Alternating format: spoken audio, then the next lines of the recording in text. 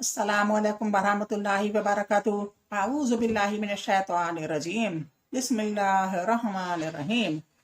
रब्बना ला तुज़िग़ क़ुलूबना बअदा is हदैतना व hub लना मिन लदुनका रहमा इन्नका अंतल वहाब। ऐ हमारे रब, हिदायत के बाद हमारे दिलों को टेढ़ा न करना और हमें अपनी तरफ से रहमत अता फरमा, बेशक तू बहुत अता करने वाला है। सूरह मुज़म्मिल की आयत नंबर 12 से तर्जुमा शुरू है। ये तफसीरुल सादी से लिया गया है। बिस्मिल्लाहिर्रहमानिर्रहीम। अल्लाहुम्मा सल्लि अला मुहम्मद व अला आलि मुहम्मद। बिस्मिल्लाह, बिलाशुबा हमारे यहाँ पेड़ियां हैं और भड़कती हुई आग, और तुआम गले में फंस जाने वाला, और अजाब बहुत दर्दनाक। जिस दिन कांपेगी जमीन और पहाड़, और हो जाएंगे पहाड़ पथरीले भर भरे। बिलाशुबा हमने भेजा है तुम्हारी तरफ एक रसूल शहादत देने वाला, तुम पर जैसे भेजा था हमने फिरौन की तरफ एक रसूल। बस नाफरमानी की फिरौन ने इस रसूल की, तो पकड़ लिया हमने इसे पकड़ना निहायत। बस कैसे बचोगे तुम अगर कुफ्र किया तुमने इस दिन के अजाब से, कि कर देगा वो बच्चों को बूढ़ा। आसमान फट जाएगा बवजह इसके, और है वादा इसका किया हुआ। बिलाशुबा यह कुरान तो नसीहत है, बस जो चाहे पकड़ ले रब की रास्ता। यकीनन आपका रब जानता है कि बेशक आप क़याम करने वाले हैं, कभी करीब 2/3 रात, और कभी निस्फ रात, और कभी 1/3 रात के, और एक गिरोह भी इन लोगों में से जो आपके साथ हैं। अल्लाह ही पूरा अंदाज़ा है रात और दिन का, इसने जान लिया ये कि हरगिज नहीं शुमार कर सकोगे तुम इसको। बस इसने तवज्जो की तुम पर, बस तुम पढ़ो जो आसान हो कुरान में से। इसने जान लिया कि बिलाशुबान करीब होंगे कुछ तो बीमार, और कुछ दूसरे के चलेंगे वो जमीन में, तलाश करेंगे फसल अल्लाह का, और कुछ और कि वो लड़ेंगे अल्लाह की राह में। तो पढ़ो तुम जो आसान हो कुरान से, और कायम करो तुम नमाज, और दो तुम ज़कात, और कर्ज दो तुम अल्लाह को कर्ज हंसना, और जो कुछ आगे भेजोगे तुम अपने नफ्सों के लिए कोई भलाई तो पाओगे इसको अल्लाह के यहाँ बहुत बेहतर, और बहुत ज्यादा अजर है अजर में, और बख्शिश मांगो अल्लाह से, बिलाशुबा अल्लाह गफूरुर रहीम है। अब इसकी तफसीर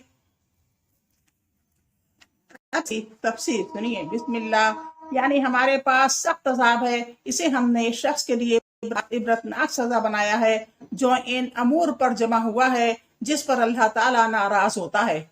और भड़कती हुई आग है, और गिलोगीर खाना, ये उच्छू, इस खाने की तलखी, बदमजगी, इसके जायके की कराहत, और इसकी बेइंतहा बदबू की बिना पर लगेगा, और इंतहाई दर्दनाक और तकलीफ दह अजाब है।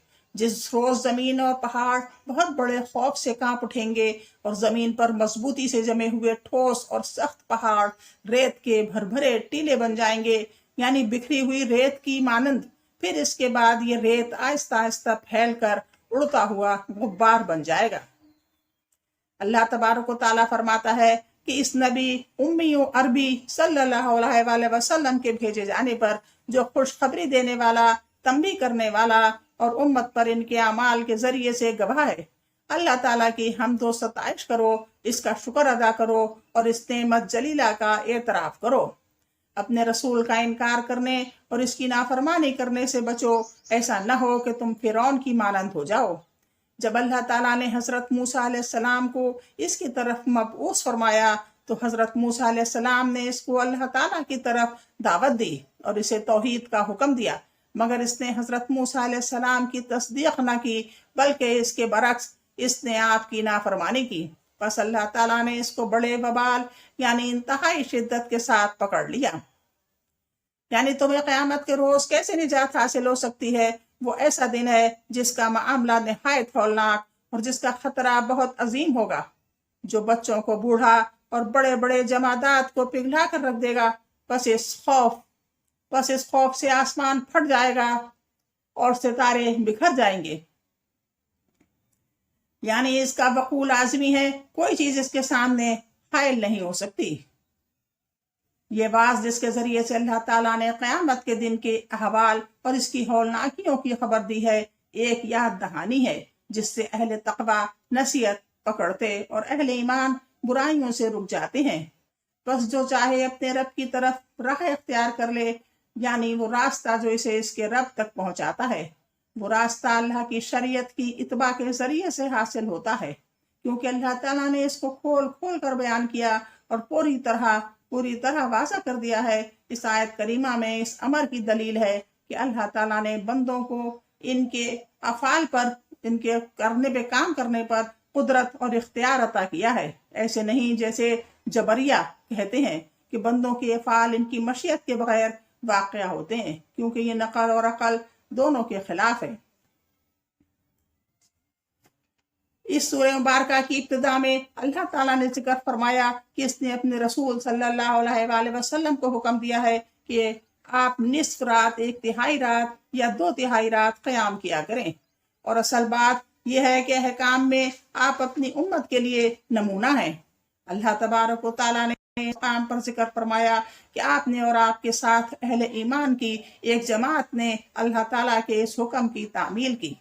چنانچہ معمور وقت کا تعین کرنا لوگوں کے لیے بہت مشکل تھا، اس لیے اللہ تعالیٰ نے آگاہ فرمایا کہ اس نے ان کے لیے اس میں انتہائی آسانی پیدا کر دی ہے۔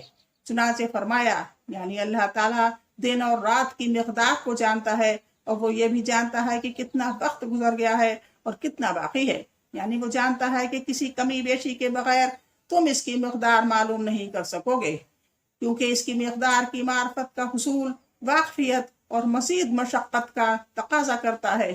تو اللہ تعالیٰ نے تمہارے لیے تخفیف کر دی ہے اور تمہیں صرف اسی چیز کا حکم دیا ہے جو تمہارے لیے آسان ہے، خواہ وہ مقدار سے زیادہ ہو یا کم۔ لہٰذا پڑھو قرآن میں سے جو آسان ہو، یعنی اس میں سے جس کی تمہیں معرفت حاصل ہے اور جس کی قرأت تم پر شاق نہیں گزرتی، مشکل نہیں لگتا۔ بنابر قیام اللیل کرنے والا نمازی صرف اس وقت نماز پڑھے، اس وقت نماز پڑھنے پر معمول ہے جب تک اس میں نشاط ہے، جب تک اس خوشی سے پڑھتا ہے۔ جب وہ اکتاہٹ، کسل مندی یا اونگ وغیرہ کا شکار ہو جائے تو اسے آرام کرنا چاہیے، اس اطمینان اور راحت کے ساتھ نماز پڑھنی چاہیے۔ پھر اللہ تعالیٰ نے بعض ایسے اسباب ذکر فرمائے جو تخفیف سے مناسبت رکھتے ہیں۔ چنانچہ فرمایا، وہ جانتا ہے تم میں سے بیمار بھی ہوں گے، 2/3 شب، نصف شب یا 1/3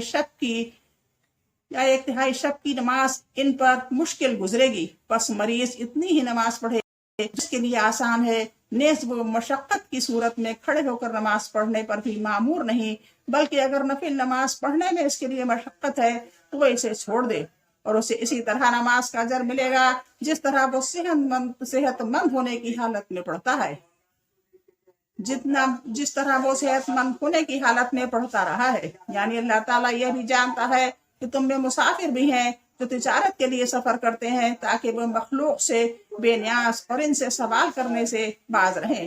پس مسافر کے احوال سے تخفیف مناسبت رکھتی ہے، اسی لیے اس میں اس کے لیے فرض نماز میں بھی تخفیف کر دی گئی ہے، اور اس کے لیے ایک وقت میں 2 نمازوں کو جمع کرنا اور 4 رکعتوں والی نماز میں قصر کرنا مباح کر دیا گیا ہے۔ اور کچھ لوگ اللہ تعالیٰ کی راہ میں جہاد بھی کرتے ہیں، لہٰذا تم بآسانی جتنا قرآن پڑھ سکو پڑھو۔ بس اللہ تعالیٰ نے 2 تخفیفوں کا ذکر فرمایا ہے۔ 2 تخفیفوں کا ذکر فرمایا ہے۔ اول وہ تخفیف جو صحت مند اور اپنے گھر میں مقیم شخص کے لیے ہے، جو وقت کے تعین کا مکلف ہوئے بغیر اپنی راحت اور نشاط کی رعایت رکھتا ہے، بلکہ وہ فضیلت والی نماز کی کوشش کرتا ہے، اور یہ رات کے نصف اول کے بعد 1/3 رات تک قیام کرنا ہے۔ دوسری تخفیف مسافر کے لیے ہے، خواہ یہ سفر تجارت کے لیے ہو یا عبادت یعنی جہاد اور حج وغیرہ کے لیے ہو، بس وہ اتنی مقدار کی رعایت ہو رکھ سکتا ہے جو اس کو تکلیف نہ دے۔ بس ہر قسم کی حمد و ثنا اللہ کے لیے ہے، جس نے امت کے لیے دین میں کوئی تنگی نہیں رکھی، بلکہ اس نے اپنی شریعت کو آسان بنایا، اور اس نے اپنے بندوں کے احوال، ان کے دین، ابدان اور دنیا کے مسائل کی رعایت رکھی۔ پھر اللہ تعالیٰ نے 2 عبادتوں کا ذکر فرمایا جو ام العبادات اور ان کا ستون ہے، یعنی نماز قائم کرنا جس کے بغیر دین درست نہیں رہتا، اور زکوٰۃ ادا کرنا جو ایمان کی دلیل ہے، اور اس سے حاجت مندوں اور مساکین کے لیے ہمدردی حاصل ہوتی ہے۔ لہٰذا فرمایا، یعنی نماز کو اس کے ارکان، اس کی حدود، اس کی شرائط اور اس کی تکمیل کرنے والے تمام امور کے ساتھ قائم کرو، اور زکوٰۃ ادا کرتے رہو اور اللہ کو قرض حسنہ دیتے رہو، یعنی سچی نیت اور ثبات نفس سے خالص اللہ تعالیٰ کی رضا کے لیے پاک مال میں سے خرچ کرنا۔ اس میں صدقات واجبہ اور صدقات مستحبہ دونوں داخل ہیں۔ پھر عام بھلائی اور بھلائی کے کاموں کی ترغیب دی، فرمایا، اور جو نیک عمل تم اپنے لیے آگے بھیجو گے اس کو اللہ کے ہاں بہتر اور ثواب میں بہت زیادہ پاؤ گے۔ نیکی کا اجر 10 گنا سے لے کر 700 گنا تک بلکہ بے شمار گنا ملتا ہے۔ معلوم ہونا چاہیے کہ اس دنیا میں کی ہوئی ذرہ بھر بھلائی کے مقابلے میں ہمیشہ رہنے والی نعمتوں کے گھر میں دنیا کی لذتوں سے کئی زیادہ گنا لذتیں اور راحت ہیں۔ اس دنیا میں کی ہوئی بھلائی اور نیکی آخرت کے دائمی گھر میں بھلائی اور نیکی کی بنیاد، اس کا بیج، اس کی اصل اور اساس ہے۔ افسوس اس اوقات پر جو غفلت میں گزر گئے، اور حسرت ہے ان زمانوں پر جو غیر ساہلہ اعمال میں بیت گئے۔ ہے کوئی مددگار اس دل کا جس پر اس کے پیدا کرنے والے کی کوئی نصیحت اثر نہیں کرتی، اور نہ اس ہستی کی ترغیب کوئی فائدہ دیتی ہے جو اس پر اس سے بھی زیادہ رحم کرتی ہے جتنا وہ خود اپنے آپ پر رحم کرتا ہے۔ اے اللہ، ہر قسم کی حمد و ثنا تیرے ہی لیے ہے، تیرے ہی پاس شکایت کرتے ہیں اور تجھ ہی سے مدد طلب کرتے ہیں۔ لا حول ولا قوت الا بک۔ بھلائی اور نیکی کے کاموں کی ترغیب دینے کے بعد استغفار کا حکم دیا، جس میں بہت بڑا فائدہ ہے۔ اس کا سبب یہ ہے کہ بندہ ان کاموں میں کوتاہی سے پاک نہیں جن کا اسے حکم دیا گیا ہے، یا تو وہ ان کاموں کو سرے سے کرتا ہی نہیں یا انہیں ناقص طریقے سے کرتا ہے، بس اسے استغفار کے ذریعے سے اس کی تلافی کرنے کا حکم دیا گیا ہے، کیونکہ بندہ دن رات گناہ کرتا ہے۔ اللہ تعالیٰ اسے اپنی رحمت اور مغفرت سے ڈھانپ نہ لے تو وہ ہلاک ہو جائے۔ بس اتنا ہی، یہ سورہ مزمل پوری ہو چکی ہے۔ اب کل انشاءاللہ سورہ مدثر کا ترجمہ ہوگا۔ پلیز اس کو اوپن کرا کریں، کسی بھی ترجمے کو تو اس کو پورا سنا کریں تاکہ کسی گناہ میں ملوث نہ ہو۔ اگر آپ کو نہیں سننا ہے تو آپ اوپن ہی نہ کریں، اگر اوپن کرا ہے تو اس کو پورا سن لیں اور غور سے سنیں، کیونکہ یہی اللہ کا حکم ہے کہ قرآن کو غور سے سنا جائے۔ اللہ حافظ، السلام علیکم۔